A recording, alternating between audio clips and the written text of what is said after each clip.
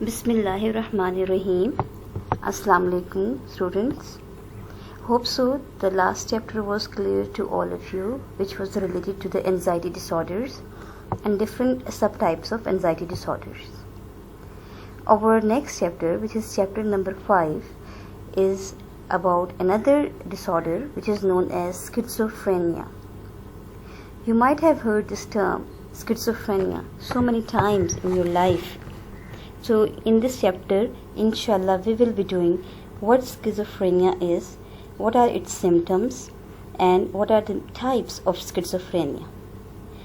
Before that, let me tell you one thing, that schizophrenia belongs to the group of disorders which are basically known as psychosis, whereas anxiety disorders, they belong to group of disorders which mainly come under neurosis.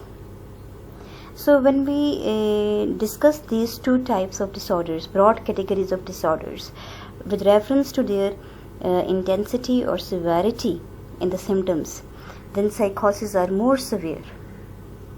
So psychosis, it refers to set of symptoms which are characterized by loss of touch with reality due to disruption in the way the brain processes information. So the main feature of psychosis is that the individual loses contact with reality, and this is what happens in schizophrenia as well. Individual is not aware what is going on in the surroundings and whether his behavior is appropriate or not according to that particular situation.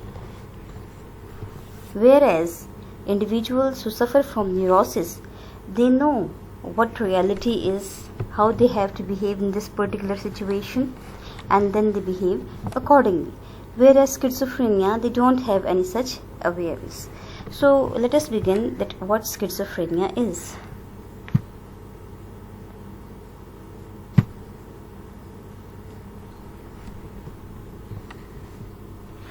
Schizophrenia is a serious mental disorder that affects how a person thinks, feels, and behaves. It is a very complicated type of mental disorder, as I have told you, as it belongs to the category of psychosis, and it severely disturbs the way a person thinks, feels, and behaves. The thoughts are not in the logical order. Individual is unable to feel certain things.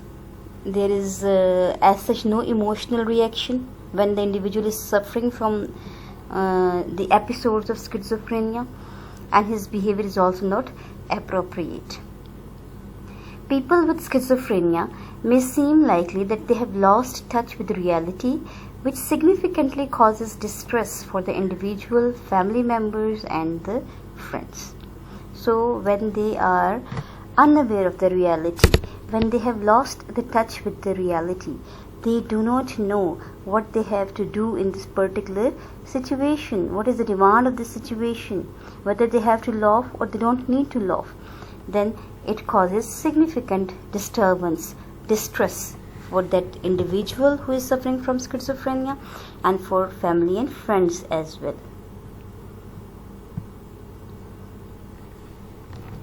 Schizophrenia affects both men and women equally, but manifests itself earlier in men than women. So this disorder is its prevalence is equal in men and women, but it shows early.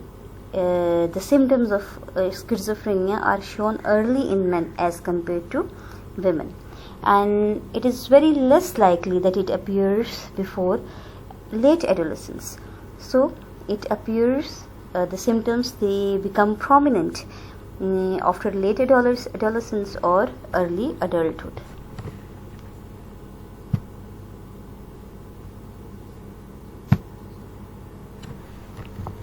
Schizophrenia is basically a combination of two Greek words, Schizon, which means split, and Phren means mind. So it means splitting of mind. Now when we take literal meaning of this word, then it should mean that brain or mind is divided into two parts, but this actually does not happen, because as you know that it is splitting of mind. So mind is as such not a tangible thing which can be split into two parts. So mind basically refers to the functional aspect of our brain. Brain is basically the tangible part, and brain can be split, but mind is not the tangible part. It basically represents what our brain is doing, the functions. So it means that functions of the brain are severely disturbed here. That is why it means splitting of mind. Functional capacity of our brain, it is very seriously damaged. It is disturbed. Just like as I have told you that it is a serious disorder which affects thoughts, feelings and actions. So everything that relates to the mechanism and activities of the brain, they get disturbed when individual is suffering from schizophrenia. They can't implement their thoughts into actions. They don't know how to do it. Now one thing, also make it clear that it doesn't happen all the time to that person. Mostly they are leading their routine life. But when the symptoms predominates due to any reason, then during those episodes they show such like behavior. So hope so this term splitting of mind is clear to you, that functional capacity of the brain or the mind, it gets disturbed. They are unable to take appropriate functions from this faculty. Now a brief historical background of schizophrenia, which is mentioned in your book, that Morrell was the first to mention schizophrenia in 1860 in the history of clinical psychology. So for the very first time it was used by Morrell in 1860. Later on, Emil Kraepelin used the term dementia praecox. Now dementia praecox was not a suitable term, because as you might be knowing about dementia, that it is basically a memory disorder, failure of memory, and basically its causes are neurological. So we can call it as a neurological dysfunctional disorder. So it was not a suitable term to be used for people who are suffering from schizophrenia. Later on, in 1908, Eugene Bleuler, he adopted a different approach and used the term schizophrenia. So for the first time in 1908, it was this term was used in the literature of clinical psychology, and it was used by Eugene Bleuler. Now there are two very important symptoms of schizophrenia. One is the positive symptoms and the second one is the negative symptoms.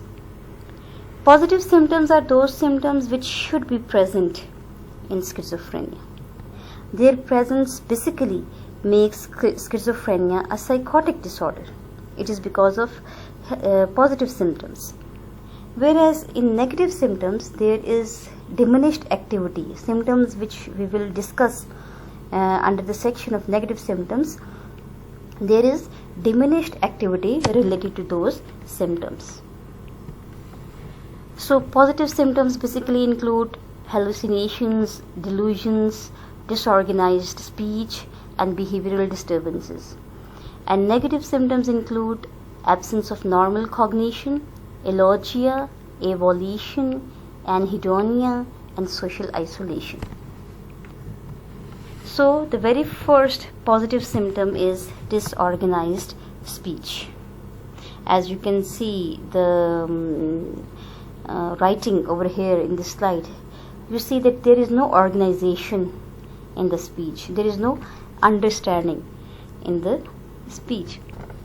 So basically what happens in disorganized speech, that there is difficulty in organizing and expressing ideas. There is no logical sequence in the ideas shown by the individual, because there is disorganization of the ideas. an individual is unable to express those thoughts, because as the ideas are coming and those ideas are not in the sequence, so in the same manner the individual expresses those ideas. So what happens that the speech becomes very disorganized, because ideas are not relevant. Person fails to convey meaning despite repeating many times, because there is no understanding. There is cognition, disturbance of the cognition. So individual cannot express his thought in complete manner and in the manner which is understandable to other individuals. Presence of loose associations in the speech, and patients switch over from one topic to another. Loose association is that there is no coherence of ideas. Usually in the speech of normal individual, one idea leads to another idea. So in the speech of a schizophrenic individual, there is no coherence in the ideas. They rapidly shift from one idea to another idea, which are very much irrelevant to one another.